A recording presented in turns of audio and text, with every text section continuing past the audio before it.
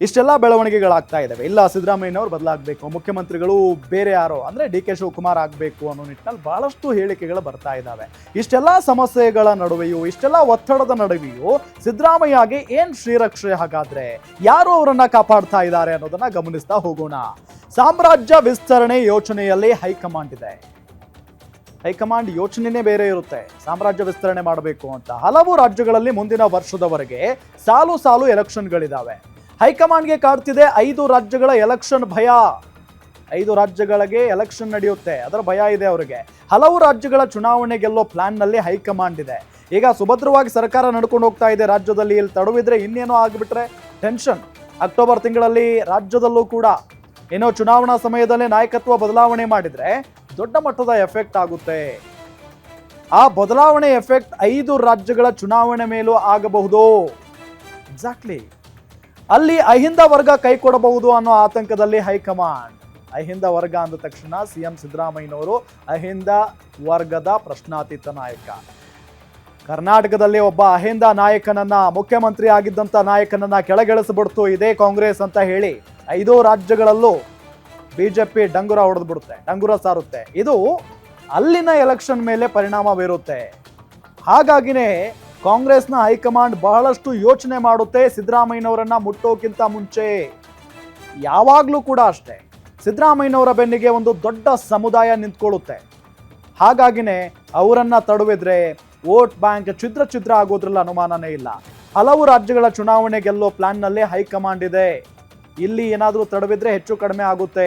October ತಿಂಗಳಲ್ಲಿ ರಾಜ್ಯದಲ್ಲೂ local election ನಡೆಯೋದಿದೆ. ನಮ್ಮ ರಾಜ್ಯದಲ್ಲಿ ಚುನಾವಣಾ ಸಮಯದಲ್ಲಿ ನಾಯಕತ್ವ ಬದಲಾವಣೆ ಮಾಡಿದ್ರೆ ಎಫೆಕ್ಟ್ ಆಗುತ್ತೆ.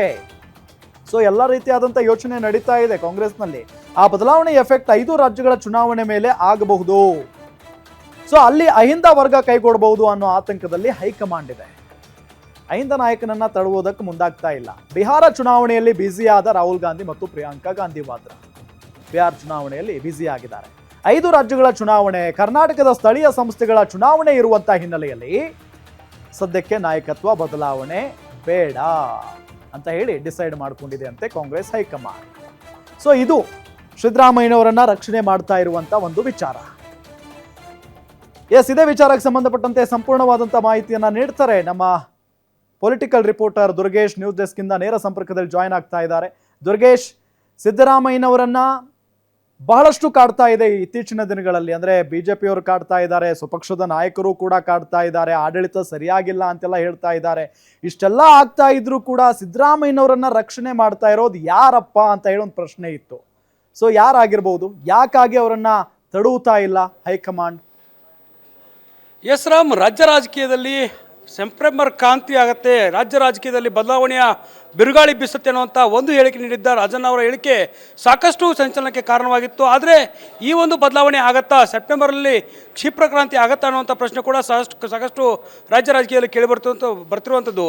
ಅದರಲ್ಲೂ ಕೂಡ ನಾವು ಪ್ರಮುಖವಾಗಿ ಗಮನಿಸಿ ನೋಡಬೇಕಾದ್ರೆ ಕೈಪಡೆ ರಾಜ್ಯ ಕಾಂಗ್ರೆಸ್ ಪಾಳೆಯದಲ್ಲಿ ಈ ರೀತಿಯ ಬದಲಾವಣೆಗಳು ಆಗತ್ತಾ ಅನ್ನೋದು ಕೂಡ ಭಾಳ ಚರ್ಚೆ ಆಗ್ತದೆ. ಈ ನಿಟ್ಟಿನಲ್ಲಿ ನಾವು ನೋಡೋದಾದರೆ 2025ರಿಂದ ಏನು 26ರವರೆಗೆ ಅಂದರೆ ಸಾಲು ಚುನಾವಣೆ ಇರೋದ್ರಿಂದ ಯಾವುದೇ ರಾಜ್ಯ ರಾಜಕೀಯದಲ್ಲಿ ಬದಲಾವಣೆ ಆಗೋದಿಲ್ಲ ಅನ್ನುವಂಥ ಎಕ್ಸ್ಕ್ಲೂಸಿವ್ ಸುದ್ದಿಯನ್ನು ಗ್ಯಾರಂಟಿ ನ್ಯೂಸ್ ಇವತ್ತು ಬಿತ್ತರಿಸಿತ್ತು. ಅದರ ಜೊತೆಗೆ ಯಾವೆಲ್ಲ ರಾಜ್ಯದಲ್ಲಿ ಚುನಾವಣೆಗಳು ಆಗ್ತಿದ್ದಾವೆ, ಯಾವ ರೀತಿ ಬದಲಾವಣೆ ಮಾಡಿದರೆ ಯಾವ ಎಫೆಕ್ಟ್ ಆಗುತ್ತೆ ಅನ್ನೋದು ಕೂಡ ಸಾಕಷ್ಟು ಸದ್ದು ಮಾಡ್ತಿರುವಂಥದ್ದು.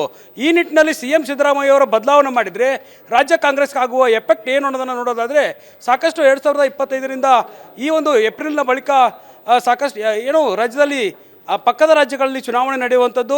ಕೇರಳ, ಅಸ್ಸಾಂ, ತಮಿಳುನಾಡು, ವೆಸ್ಟ್ ಬೆಂಗಾಲ್ ಸೇರಿದಂತೆ 4 ರಾಜ್ಯಗಳಲ್ಲಿ ಪ್ರಮುಖವಾಗಿ ಚುನಾವಣೆಗಳಿರೋದ್ರಿಂದ ಈ ಒಂದು ಬದಲಾವಣೆ ಅಸಾಧ್ಯ ಅನ್ನುವಂಥ ಮಾತು ಕೂಡ ಕೇಳಿ ಬರ್ತಾ ಇದೆ. ಯಾಕಂದರೆ ಪಕ್ಷಕ್ಕೆ ಯಾವ ರೀತಿಯ ಡ್ಯಾಮೇಜ್ ಆಗುತ್ತೆ ಅನ್ನೋದು ಕೂಡ ಭಾಳಷ್ಟು ಮುಖ್ಯವಾಗುತ್ತೆ. ಈ ನಿಟ್ಟಿನಲ್ಲಿ CM Siddaramaiah, DCM DK Shivakumar ಅವರ ಸದ್ಯದ ಬದಲಾವಣೆ ಇಲ್ಲ ಅನ್ನೋದು ಕೂಡ ತಿಳಿದು ಬರ್ತಾ ಇರುವಂಥದ್ದು. ಯಾಕಂದರೆ ಒಂದು ಕಡೆ ಪಕ್ಷದ ಸಂಘಟನೆಗೆ ಒತ್ತು ನೀಡೋದು ಕೂಡ ಒಂದು ಕಡೆ ಆದರೆ ಪಕ್ಷಕ್ಕೆ ಡ್ಯಾಮೇಜ್ ಆಗೋದನ್ನು ಕೂಡ ಬಹಳಷ್ಟು ಪ್ರಮುಖವಾಗಿ ಗಮನದಲ್ಲಿಟ್ಕೊಂಡು ನೋಡಬೇಕಾಗತ್ತೆ. ಯಾವುದೇ ಸಣ್ಣ ಬದಲಾವಣೆ ಮಾಡಿದರೂ ಕೂಡ ರಾಜ್ಯ ಕಾಂಗ್ರೆಸ್ ಮೇಲೆ ಭಾರಿ ಹೊಡೆತ ಬೀಳೋದು ಒಂದು ಕಡೆ ಆದರೆ ರಾಷ್ಟ್ರ ರಾಜಕೀಯದ ಮೇಲೂ ಕೂಡ ಭಾರಿ ಪರಿಣಾಮ ಬೀರುವ ಸಾಧ್ಯತೆ ಇರುತ್ತೆ. ಹೀಗಾಗಿ ರಾಹುಲ್ ಗಾಂಧಿ ಮತ್ತು ಪ್ರಿಯಾಂಕಾ ಗಾಂಧಿ ಈಗಾಗಲೇ ದಕ್ಷಿಣ ಭಾರತದ ಚುನಾವಣೆಗಳ ಮೇಲೆ ಸಾಕಷ್ಟು ಗಮನವನ್ನು ಇಟ್ಕೊಂಡು ಮುನ್ನಡೆತಾ ಇದ್ದಾರೆ. ರಾಜ್ಯ ಉಸ್ತುವಾರಿ ರಣದೀಪ್ ಸಿಂಗ್ ಸುರ್ಜೇವಾಲಾ ಕೂಡ ರಾಜ್ಯದಲ್ಲಿರುವಂಥ ಸಮಸ್ಯೆಗಳಿಗೆ ಪರಿಹಾರ ಕಂಡುಕೊಳ್ಳೋದಕ್ಕೆ ಈಗಾಗಲೇ ಬಂದಿರುವಂಥದ್ದು. ಈ ನಿಟ್ಟಿನಲ್ಲಿ ಅಸ್ಸಾಂ ಮತ್ತು ಕೇರಳ, ತಮಿಳುನಾಡು, ವೆಸ್ಟ್ ಬೆಂಗಾಲ್ ಚುನಾವಣೆಗಳನ್ನು ಗಮನದಲ್ಲಿಟ್ಟುಕೊಂಡು ಸದ್ಯಕ್ಕೆ ಯಾವುದೇ ಬದಲಾವಣೆ ಇಲ್ಲ ಅನ್ನುವಂಥ ಸಂದೇಶವನ್ನು ಈಗಾಗಲೇ ರಾಜ್ಯ ನಾಯಕರಿಗೂ ಕೂಡ ನೀಡಿರುವಂಥದ್ದು.